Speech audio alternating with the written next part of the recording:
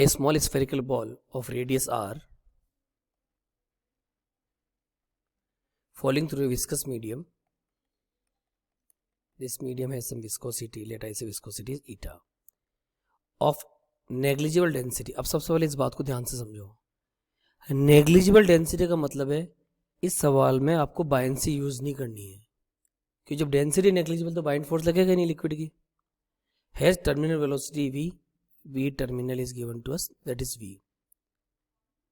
Another ball of same mass but of radius 2r, दूसरी ball का mass same है लेकिन रेडियस ज़्यादा है, that is 2r, falling through the same viscous medium, that is same viscosity, that is eta, will have the terminal velocity. अब देखो, आज से पहले जब आपको टर्मिनल वेलोसिटी कर रहे थे तो आप लोग एक फोर्स तो इधर लगा रहे थे mg, ऊपर की तरफ एक तो विस्कस फोर्स लगा रहे थे Fv और एक बायनेंसी लगा रहे थे. लेकिन इस सवाल में जब क्लियर लिखा डेंसिटी नेग्लिजिबल लिक्विड की तो बायनेंसी जीरो हो जाएगी. तो जब टर्मिनल वेलोसिटी का मतलब क्या हो जाएगा, कांस्टेंट वेलोसिटी. जब एक्सेलरेशन जीरो है, एक्सेलरेशन जीरो कब होगा, जब आपका Fv का वैल्यू किसके बराबर है, mg के बराबर है. और Fv क्या होगा, 6 pi eta r into v this equal to mg. अब ध्यान से देखो, क्लियर लिखा है another ball of same mass, यानी मास कांस्टेंट है. ग्रेविटी तो वैसे ही कांस्टेंट होती है.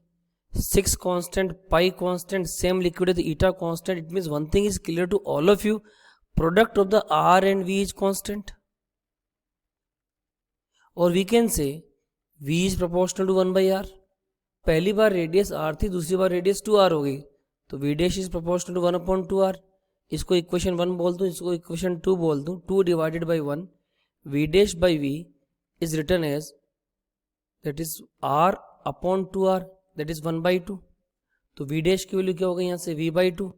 It means option 1 is the right answer of this problem.